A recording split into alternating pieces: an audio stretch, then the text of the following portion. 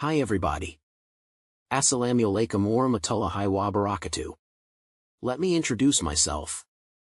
I am Ahmad Rizki Pranata, with the student ID number 234111015 from class MNJ23C. On this occasion, I will be presenting material for the Organizational Design course, with the topic of organizational development and culture.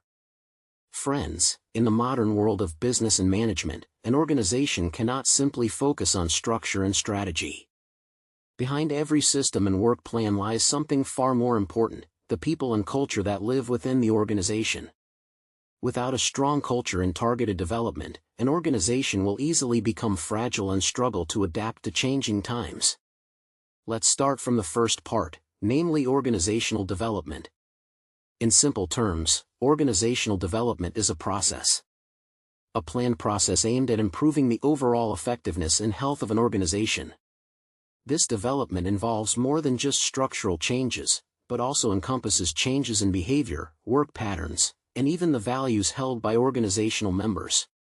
In practice, organizational development is carried out through a series of activities such as employee training, leadership development, performance evaluations, and changes to internal communication systems. The goal is to empower the organization to face new challenges, increase productivity, and build an adaptive work environment. Organizational development emphasizes planned, sustainable, and data-driven change, rather than spontaneous, directionless change. Typically, the organizational development process involves the stages of diagnosis, planning, implementation, and evaluation. In the diagnosis phase, organizations need to identify the key issues they are facing, such as low work motivation, ineffective communication, or interdivisional conflict. The planning phase then focuses on developing strategies to address these issues, such as through restructuring, training, or reviewing the reward system. The implementation phase is when the change plan begins to be implemented gradually, with the involvement of all members of the organization.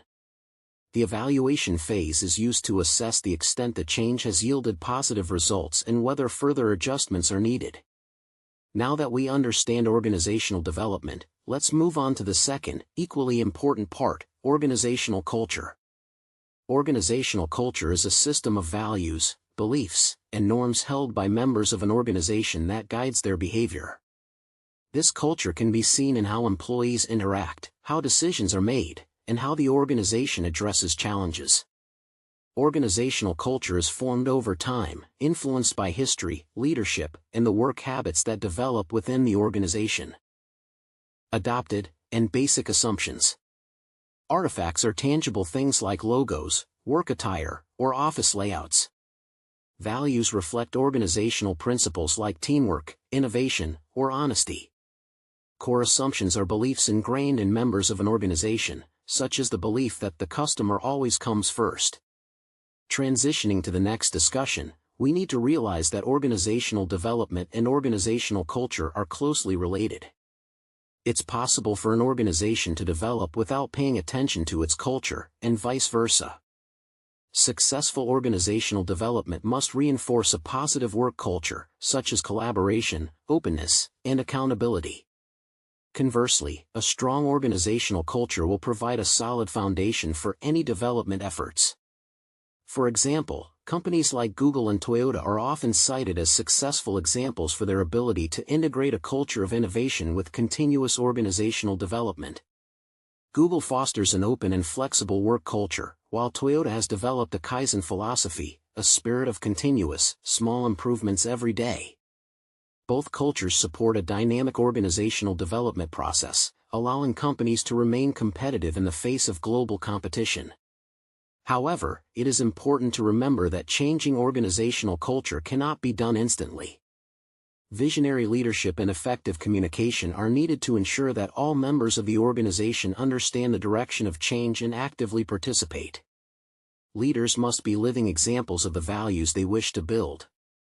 For example, if the organization wants to grow culture of integrity, then leaders must demonstrate honesty in every action. Furthermore, developing an organizational culture also requires consideration of the local and social context.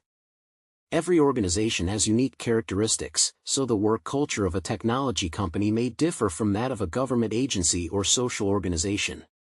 The key is to instill values relevant to the organization's vision and mission and ensure that these values are consistently applied in the daily workplace.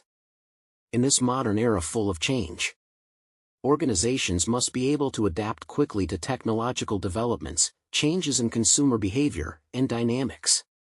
In closing, I can conclude that organizational development and culture are two complementary things. Therefore, it is important for every organization to balance between innovation and tradition, between change and core values. Upheld. In this way, the organization not only survives but also develops into a resilient, adaptive, and meaningful entity for all its members. Thank you for your attention, everyone. That concludes Wassalamu alaikum warahmatullahi wabarakatuh.